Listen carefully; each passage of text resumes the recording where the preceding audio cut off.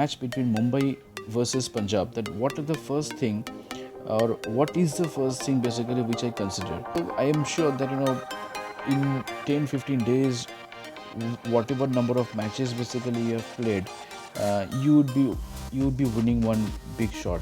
That is, in a grand league, you would be surely winning one big shot. This strategy has never failed.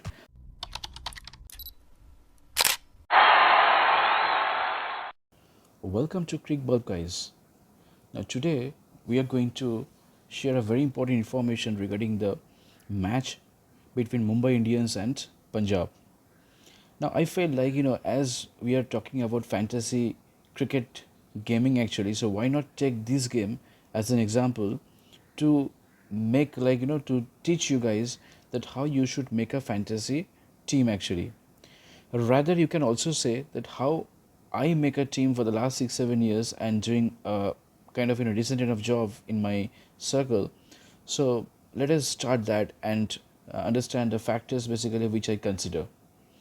Now, if I say like tomorrow the match between Mumbai versus Punjab, that what are the first thing or what is the first thing basically which I consider?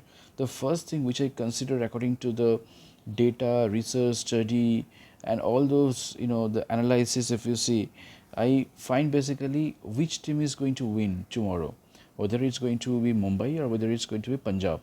Now, once I decide that for example, Mumbai is winning or maybe Punjab is winning, then accordingly basically I make a team like maybe 6 players from or 7 players from or 8 players from the winning team, and then the rest of the players basically that also, like if that particular team is having a bit of decent enough track record or maybe the team is playing good actually, then I consider 4 or 5 players from the team. Otherwise basically I consider 3 players from the team. So this is one of the strategy which I do. Second thing is basically that you always prepare 3 teams, as I mentioned in my last video, that you prepare 3 teams. One is basically one team is should be like combination of both the team, like Punjab and Mumbai. You consider the best players and make a team on that. Second team should be like 8 players should be from Mumbai and maybe like 3 players from Punjab, or maybe 4 players from Punjab and 7 players from Mumbai. Same is a vice versa, like Punjab you can take 8 players or 7 players, and then Mumbai you can take 3 or 4 players. As the last 3 matches we have seen that like it has been a one-sided match almost. Like today's match, if you talk about like Chennai versus Hyderabad, whoever has taken 8 or 9 players from Chennai and 2 players from Hyderabad, so they were in they were into the winning seat, or they were in the winning they have earned a good amount of money today. Same thing like Kolkata versus Delhi and also Punjab versus Bangalore. So it has been almost like a one-sided matches. So consider that way, like those teams, these 3 teams, if you talk about, if you make this practice, if you make this habit in the dream fantasy uh, team actually while creating that, so I am sure that in 10-15 days, whatever number of matches basically you have played, you would be winning one big shot. That is, in a grand league you would be surely winning one big shot. I'm not saying 1 year, 2 year, rank 1, rank 2, not like that, but I'm sure that this strategy has never failed. This strategy has always been successful in terms of winning a big margin or a big money after a certain point of time. If you're lucky, you can win tomorrow, or but not, then basically you can win in the next week as well. In this week, whoever has done that have successfully owned a good amount of money. Like as I mentioned you, Chennai, today's match, Chennai SRH, only Markande has taken wickets. Apart from that, if you have taken 9 players from Chennai, then also you would have been in a very good point, because Brook and Markande, these are the 2 players who have scored or got some points, because Markande got 2 wickets. And then Chennai, if you talk about Conway, then Jadeja, then your Gaikwad, Ruturaj Gaikwad. So they all have have done a very good job in today's match. So yes, this is the strategy which I wanted to share with you guys. So my team for today, if you talk about for Mumbai versus Punjab, I mostly I feel today if Shikhar Dhawan is not playing, because Shikhar Dhawan has scored almost 85 to 90% of the runs whichever Punjab have played so far. So I believe that it is very important that Livingstone, Sam Curran, then if you see Kagiso Rabada, Arshdeep Singh, Rahul Chahar, these are the five players basically who should do well, apart from Matthew Short, which could be an all-rounder as well.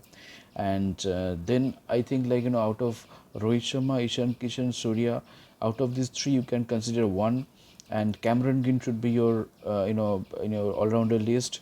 Tilak Verma is a must pick up. Then Tim David should be there because Tim David is playing a role of Pollard, so definitely you cannot avoid David because Pollard was also someone who used to come and hit the ball and finish the innings. And then from bowling lineup, if you see that is the one issue which Mumbai has to rectify or do something on that, because they have a very inexperienced bowling lineup apart from Piyush Chawla. So I would be considering Piyush Chawla and Jason Behrendorff. They are the two bowlers basically which I'll be considering from Mumbai. And apart from that, I'll be considering, as I said, Cameron Green is an all-rounder, so I have three bowlers from Mumbai. Tilak Verma would be my batsman from Mumbai, and in a wicketkeeper, if I talk about, then I'd be considering either Ishan Kishan or basically not other Prof Simran Singh. Now Simran Singh basically was playing a good handy knock on the last match against RCB, but I'll be considering Ishan Kishan, you can say. And then Matthew Short, Livingstone, Sam Curran, these are all my all-rounders. And then I will be considering Rabada and Arshdeep Singh and Rahul Chahar. These are the three. Rahul Chahar was in Mumbai setup few years back, but now he is in Punjab, so definitely he knows that which batsman is having the weaknesses. So definitely Rahul Chahar could be a dangerous bowler for Mumbai Indians. So I would be considering these players. You can always choose different players as well. As I mentioned in my last video, that don't do copy paste, but still these are the names which I'm talking about, because these names basically I personally believe or feel that they can do well. And if Shikhar Dhawan is not playing tomorrow, then I believe Mumbai Indians are on a good seat actually to win the match, because Mumbai Indians are in a good form right now. The last three matches they have played exceptionally well, and Punjab are on a different zone altogether.